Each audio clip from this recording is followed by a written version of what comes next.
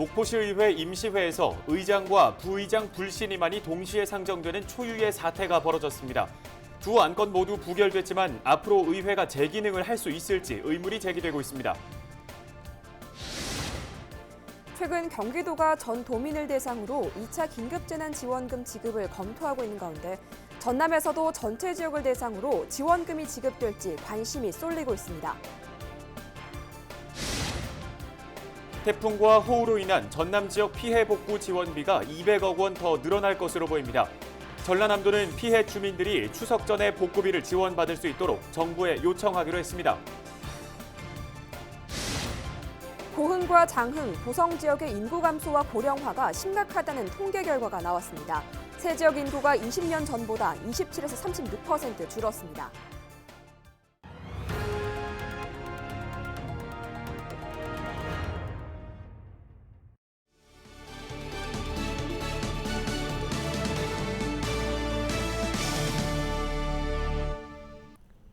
시청자 여러분 안녕하십니까? 헬로티비 뉴스 전남 시작합니다. 오늘의 첫 소식입니다.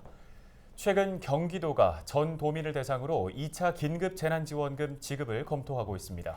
전남에서는 무안군이 전 국민을 대상으로 무한형 재난지원금을 지급하기로 했는데요.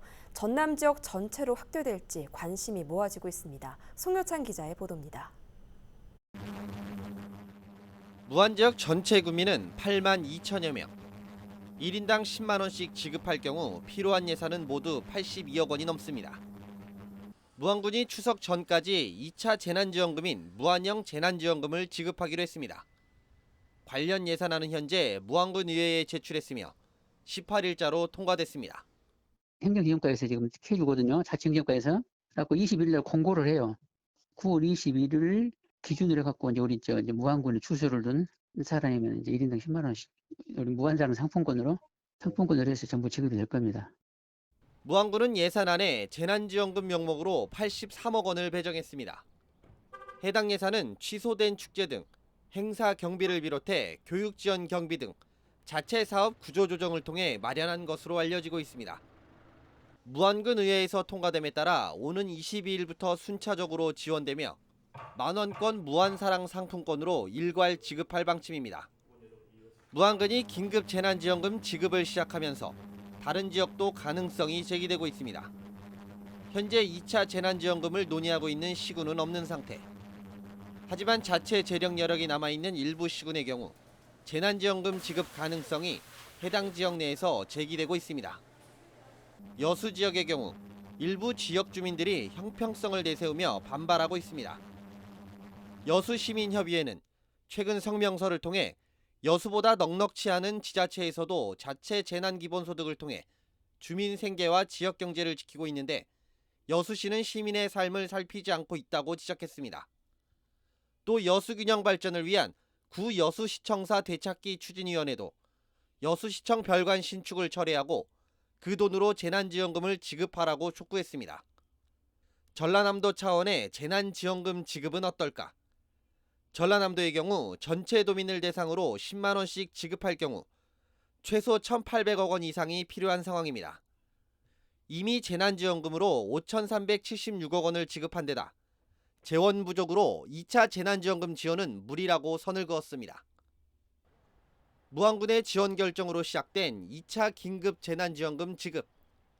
전남 지역 시군으로 확대될 수 있을지 관심이 쏠리고 있습니다. 헬로티비 뉴스 소윤창입니다. 목포시 의회의 막장 드라마가 계속되고 있습니다. 여야 간의 갈등이 극에 달해 의장과 부의장 불신임 안건이 동시에 상정됐기 때문인데요. 결과는 모두 부결되는 웃지 못할 촌극이 연출됐습니다. 남은 임기까지 의회가 제 기능을 할 수 있을지 의문입니다. 보도에 고정민 기자입니다. 주요 안건을 처리하기 위해 목포시 의회가 소집한 360일의 임시회. 파행의 조짐은 추가로 상정한 안건 2건에서 시작됐습니다. 의장과 부의장 불신임 안건이 동시에 상정되는 사상 초유의 사태가 벌어졌기 때문입니다. 의장에겐 특혜 의혹과 독단적 운영이, 부의장에겐 신분을 이용한 보복성 의정 활동이 대표적인 불신임한 사유로 떠올랐습니다. 사무국에서 그 내용이 맞다 틀리다는 판단을 못합니다. 의안 성립의 3대 요건만 갖추면 접수를 일단 하죠. 불신 사유의 결정은 의원님들이 하신 거예요. 불신임안이 의회에 상정되자 회의가 속개됐습니다. 하지만 거듭된 정회로 의사 일정이 수차례 지연됐습니다. 결국 투표에 붙여진 불신임안 2건. 의장은 찬성 1표, 부의장은 찬성 5표로 모두 부결되는 어처구니 없는 결과를 낳고 말았습니다.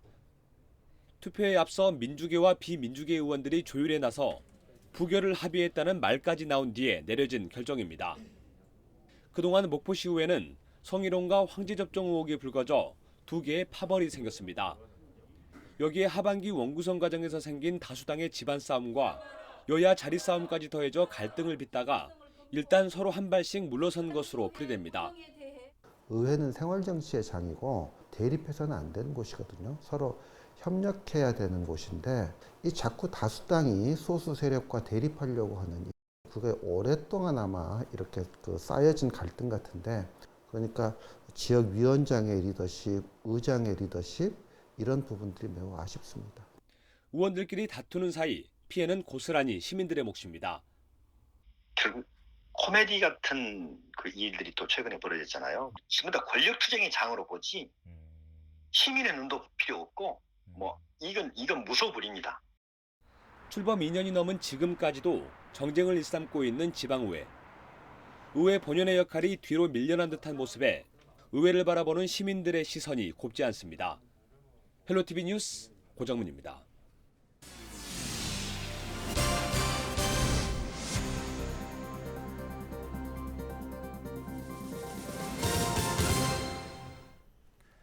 고흥과 장흥, 보성 등 등량만권 지자체의 인구 감소와 고령화가 극심한 것으로 나타났습니다. 호남지방통계청이 발표한 통계로 본 2000년 이후 등량만권의 인구 변화를 보면 고흥이 2000년 10만 1000명에서 2019년 말 6만 5천 명으로 35.7%가 감소했습니다. 보성은 6만 1000명에서 4만 1000명으로, 장흥은 5만 3천 명에서 3만 9천 명으로 각각 32%와 27% 이상 줄었습니다. 같은 기간 전남 도내 인구가 213만 1000명에서 186만 9천 명으로 12%가량 줄어든 것과 비교하면 3배가량 많은 수준입니다. 특히 등량만권은 65세 이상 고령 인구 비율이 급증했는데요. 고흥이 인구 10명 중 4명꼴인 39.8%에 달했고, 보성은 37%, 장흥은 33%로 30%를 웃돌았습니다. 전국의 노인 인구 비율은 15.5%입니다. 바다를 접한 지리적 특성에도 불구하고 어가는 많게는 53%, 적게는 18%가 넘게 감소했습니다. 정부의 재난지원금 인상 조정으로 전남 지역 태풍, 호우 피해 농업 분야 복구 지원비가 200억 원가량 늘어날 것으로 보입니다.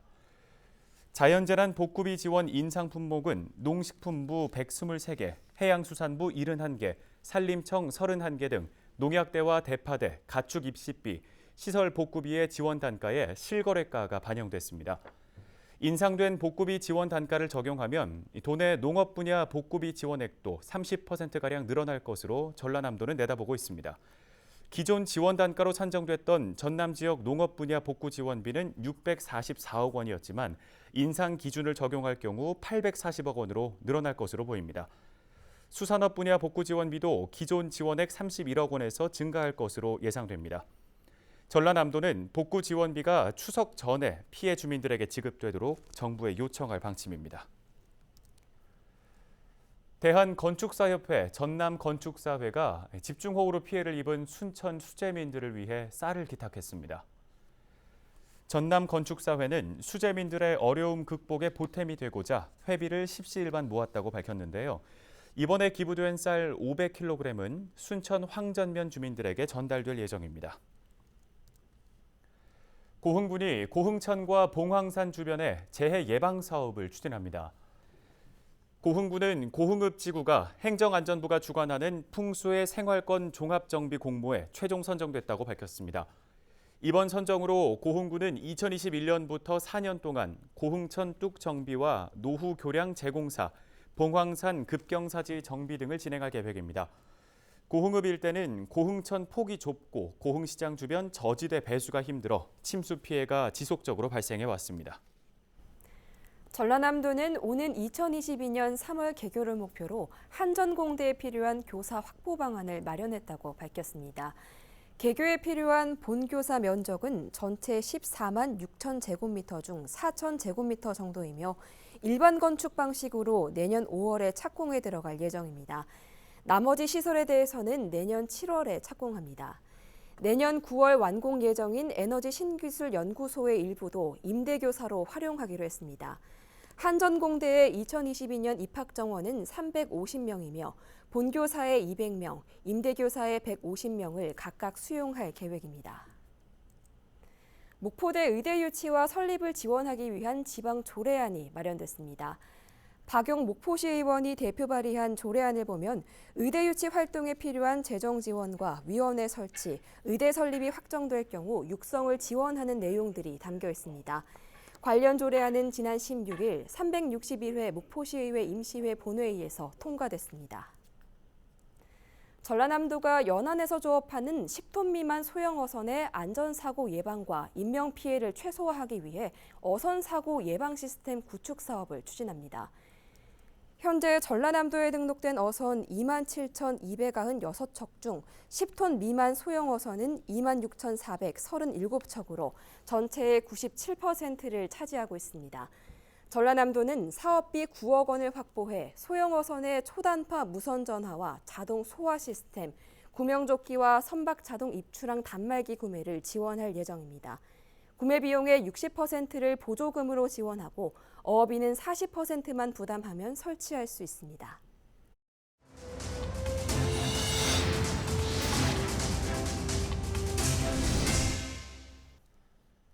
전남지방경찰청 통합민원실이 문을 열었습니다.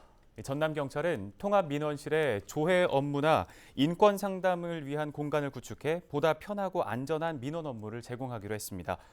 전남경찰은 민원인이 직접 부서를 찾지 않고도 민원실에서 업무를 볼 수 있어 편의 제공과 코로나19 예방에 도움이 될 것으로 내다봤습니다.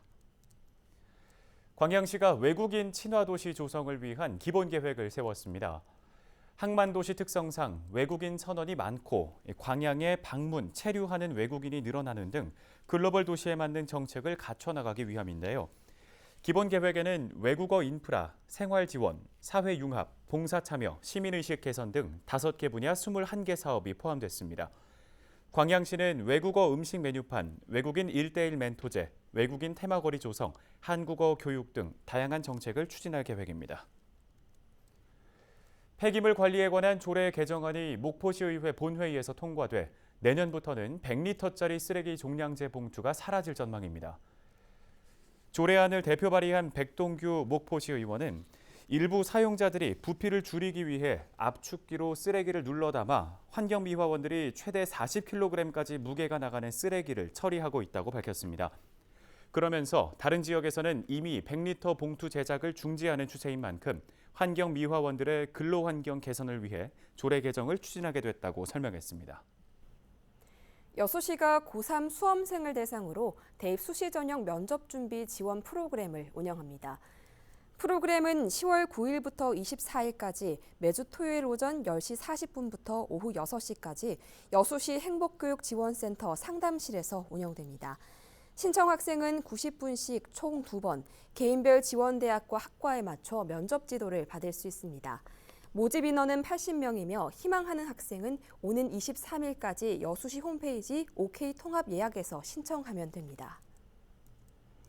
목포시가 추석 연휴 기간 코로나19 확산을 막기 위해 봉안시설 사전 예약제와 온라인 추모 서비스를 시행합니다.